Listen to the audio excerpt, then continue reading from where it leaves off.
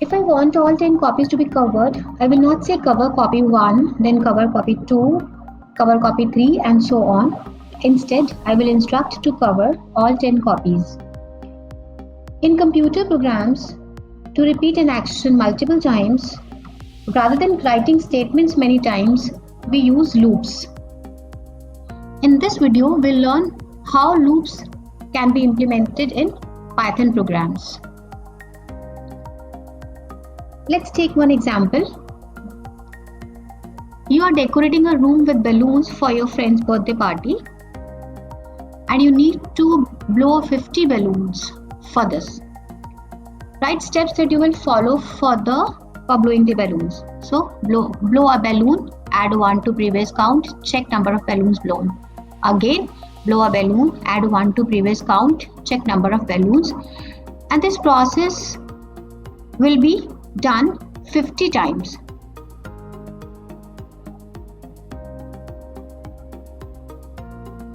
Instead of writing the steps over and over again, let's write them once and repeat. First is action that repeats, blow one balloon.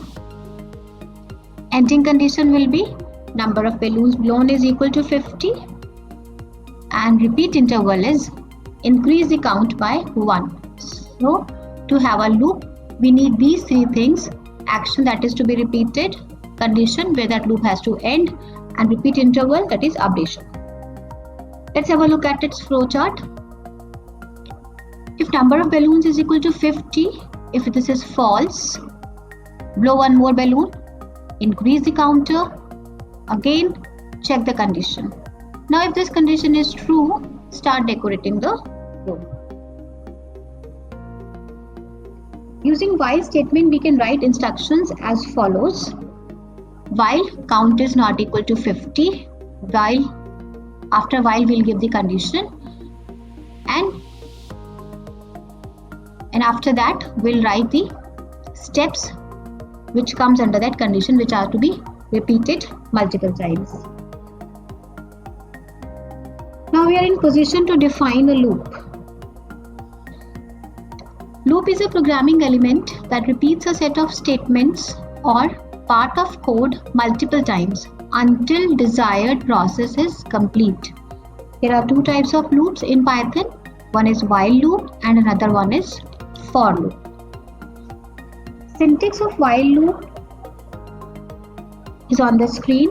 While condition is followed by a colon sign, and then statements which are indented after while statement.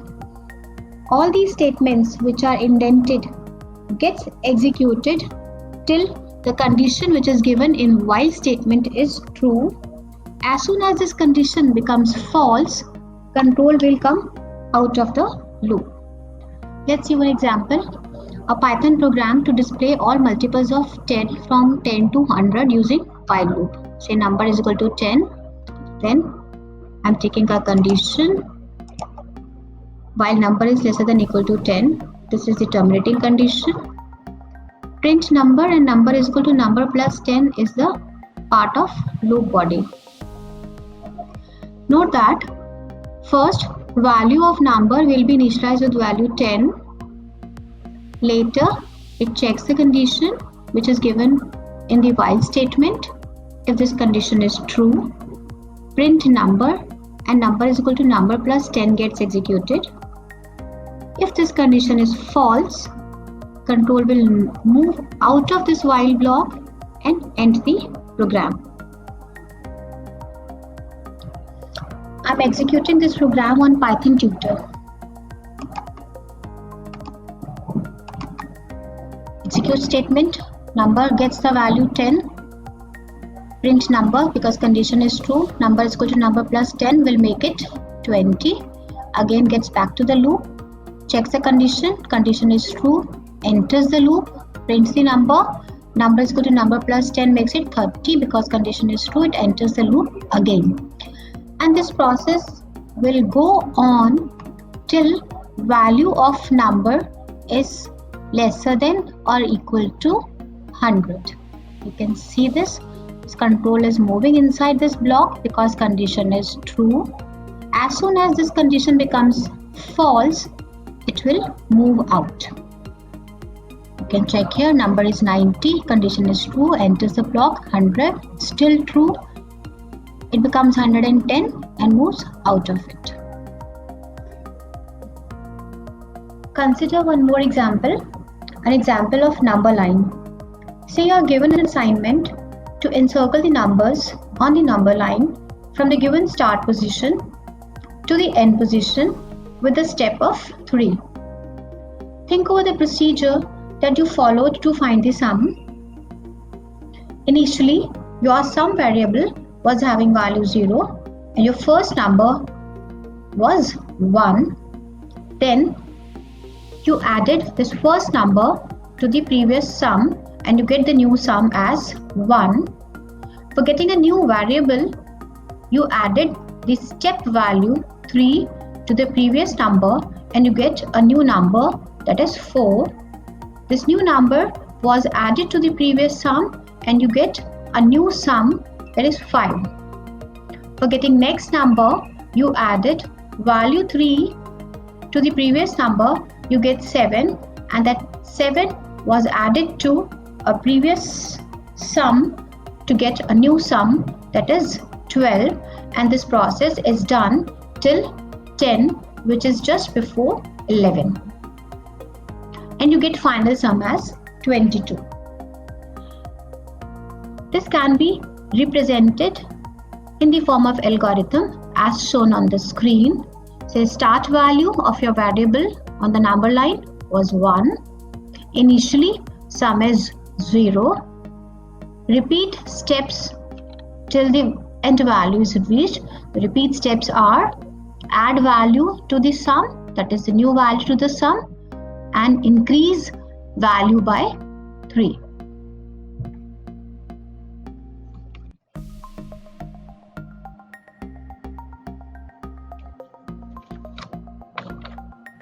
Let's learn syntax of for loop.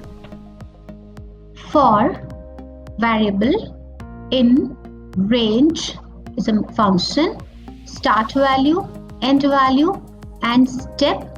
Notice that the step is optional. If you don't give the step value, default step value is 1, and all the statements that are to be given inside the loop are indented. This step value can also be negative.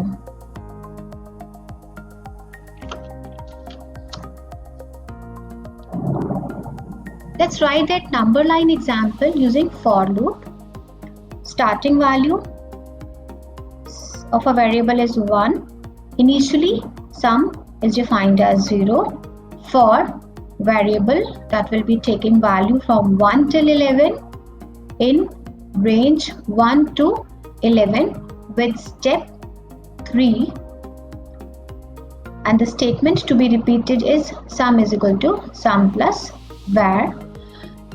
Var will take value from 1 till end minus 1, and finally outside the loop sum is printed.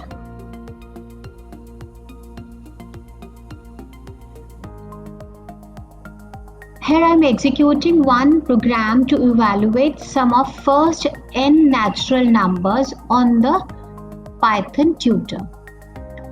Sum of all numbers from 1 to number entered by the user. Let's take one number from the user. That number is entered using input statement.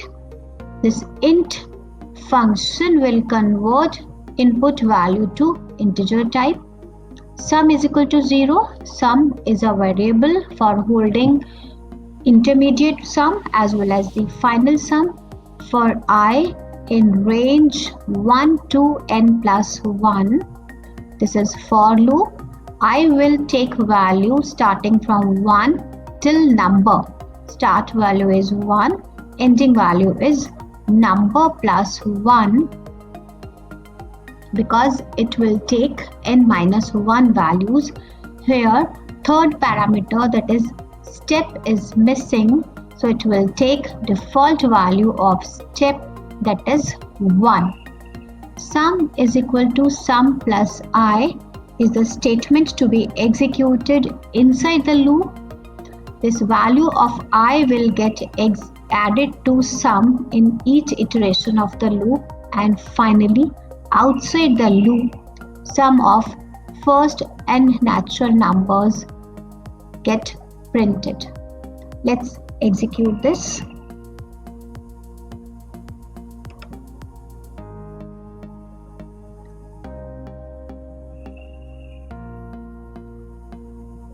See, I have entered a new number, say 8. This number variable will take value 8. Let's execute this step by step. The values taken by sum variable and I variable inside the loop are given here. I is taking values starting from 1 till 8, and sum is each time a new value of I is added to the sum. When I gets the final value as 8, it moves out of the loop and prints the sum as 36. Another example of for loop with negative value of step, that is printing numbers from n to 1 in reverse order.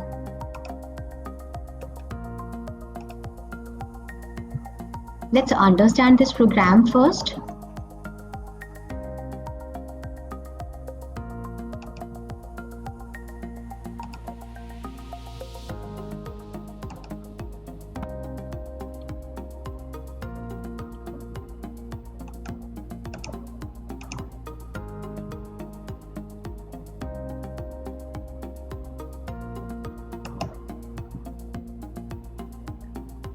Another example of for loop with negative value of step, that is printing numbers from n to 1 in reverse order. Let's understand this program first. This is a program to display all the numbers from n to 1 where n is given by the user. In this first statement, we are taking value from the user from which printing should be started. For I is a variable that is taken in the loop, for loop. Range starts from number to 0 and step is -1. That is the negative step. If you are taking step as negative, then this number, that is starting value, should be greater than the ending value. Print I is a statement to be executed multiple times. That is why we have taken it inside the for loop. Let's see its execution.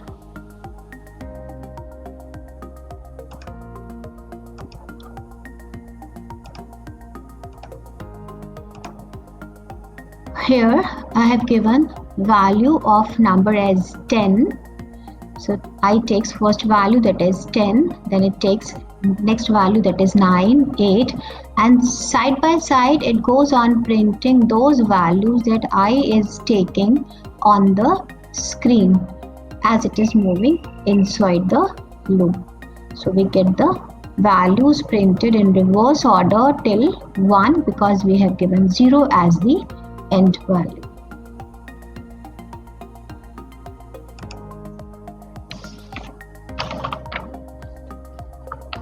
For loop can also be used to traverse sequences like string, list, tuple or dictionary. So here I have taken a syntax to explain how for loop can be used to traverse sequences. For variable name in the sequence may be list, that may be tuple or dictionary or a string. This variable will pick up each value from that sequence and process according to the statements given inside the loop.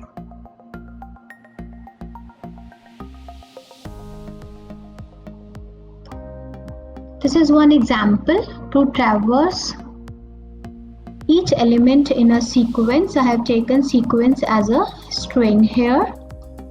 For I in variable, that variable is holding value good day. I in variable,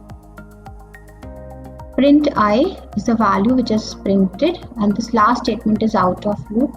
Each time I takes a value from the string and prints it on the screen as shown on the output part here.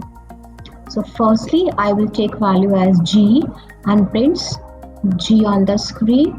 In next iteration, I takes the value O and print O on the screen, and this process goes on till the end of the sequence.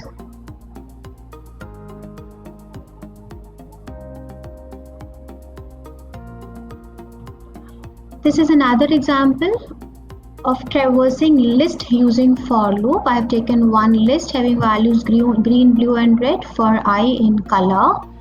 Print I.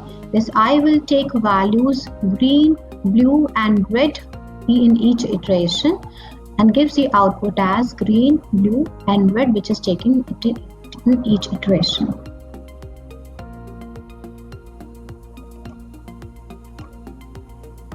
Break statement can also be used inside the loops. Break statement is used to terminate the loop. If loops are nested, break statement terminates the innermost loop. It can be used in both the loops, that is while as well as for loop. Break statement, example of break statement inside the loop, variable is equal to, let's take this example. Our variable is holding a string, this good day. For I in variable, I will take each character from this variable in each iteration and prints it on the screen. If value of I is D is equal to D, we are using break statement in this if condition. That means loop will get break. No more statements after this will get executed. That means iterations of all the for loops after this D will get end. Let's see the output. It displays G, O, O and small d and one space, and it moves out of the loop.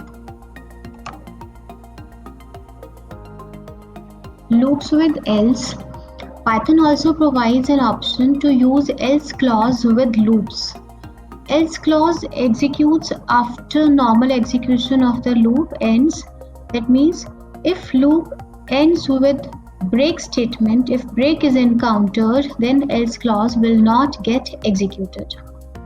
Let's learn syntax of while loop with else. While condition as we used to give, and at the end we need to give else and the statements that are to be executed after else. Similarly, we can use else clause with for loop also, for with normal syntax, and at the end we can give all the statements after else that are to be executed in else part. Let's learn one example using, let's learn else clause using an example. Here I have taken a program to find a number from the list of numbers. So marks is a list of numbers having few numbers in it. Number is equal to int, and let us take a number that is to be searched, starting a loop for I in range 0 to 7, starting value 0 and last index 7, that is 6. If number is equal to marks I, then number found is printed and it breaks the loop. If number is not found, then else part gets executed and gives the message that this number is not in the list.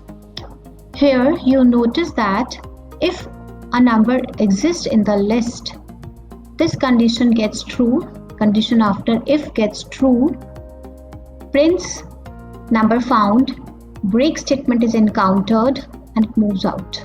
That means else part will not be executed. Whereas if number is not present in the list, this statement will never get true.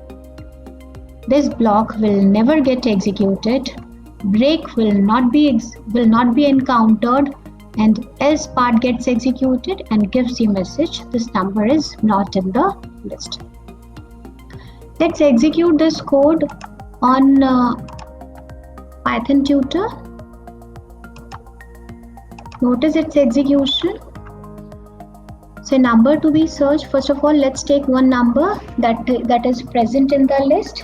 So that number is 32. Starts execution. Here you notice that a program counter moves within the for loop and if statement, and as soon as it moves to 3 index, it moves to break in statement, and after that it ends the program and prints the position on the screen. Let's execute this above program with the number which is not present in the list. Notice, let's put another number 55 which is not present in the list. You notice here that control will move within for and if, and this if statement will never get value as false, so will never come inside this break part and gets executed. This for and if gets executed until the entire list is ended, and after that moves to else part, displays number not in the list. We can also nest one loop in another loop. Let's see how nested loops work through this example of balls and boxes. You need to count all the balls from all the boxes. Just mind your procedure. How will you proceed? First, count all the balls from box 1. Then add up all the balls from second box, then from the third box, and then from the fourth box. This can be programmed as shown on the screen. For I in boxes, for j in balls, sum balls is equal to sum balls plus 1. Here, notice that I is for boxes and j is for balls. So we have to count all the balls. That means inner loop is for the inner content of the boxes and outer loop is to switch from one box to another box. Example of nested for is on the screen now. This is a program in which I have to display factors of numbers from 2 to 9. Let's have a look. This outer loop is for picking each number from 2 to 9, and this inner loop will display factors of each number that I have picked from this loop, from this outer loop. If this number is not divisible by any number, that means that number is prime number, this loop will not get break, will not encounter this break statement, else part gets executed, and if that number is not having any factors, not divisible by anything, that means that number is a prime number. So when else part gets encountered, it display n is a prime number. That means that number is a prime number. Here, this else part is with the inner for loop, as well as this break part. Break statement is also inside the inner for loop. So inner for loop will get terminated, not the outer one. Let's see its execution.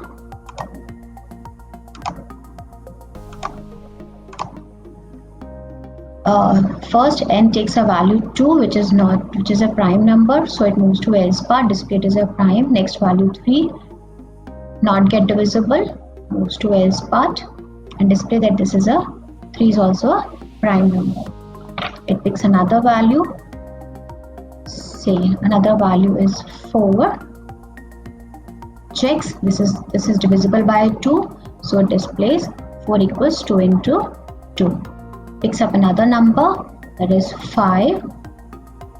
5 is not divisible by any number from 2 to 5, so it moves to else part and display n is that means 5 is a prime number. Let's see next number 6 is picked.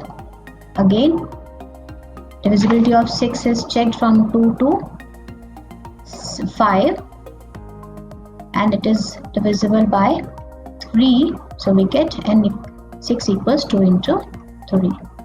Picks up another number, that is 7, checks its divisibility, which is not divisible by any number, moves to else part, and similarly for 8 and 9, this gets executed.